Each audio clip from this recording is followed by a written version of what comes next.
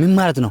ዛሬ የእንግሊዝኛ ዴይ ነው። ከእንግሊዝኛ ውጭ ሰው ምንም ማውራት አይችልም፣ ይቀጣል ዛሬ ማለት ነው። ስለዚህ ምን ታደርጋለህ መሰለህ? እኔ ነገ ፍቃድ ይፈልጋለሁ ክሊኒክ እሄዳለሁ ማለት ነው።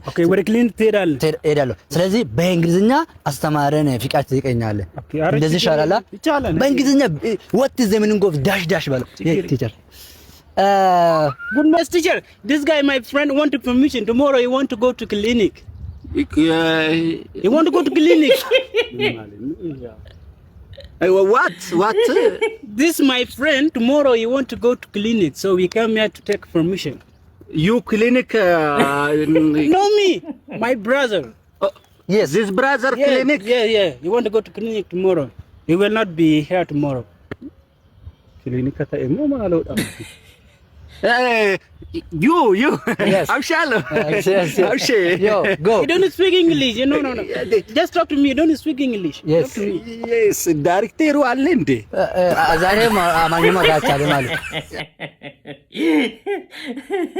አዘ እኛ ጋር አስተማሪ ራሱ እንግሊዝኛ አይችልም ማለት እኮ ነው። ግን በብዛት እንትኑ ማለት ነው እንትን ወደ ደቡብ ሱዳን ቦርደር ላይ ያለው ህዝቦቹ በደንብ እንግሊዝኛ ያወራሉ።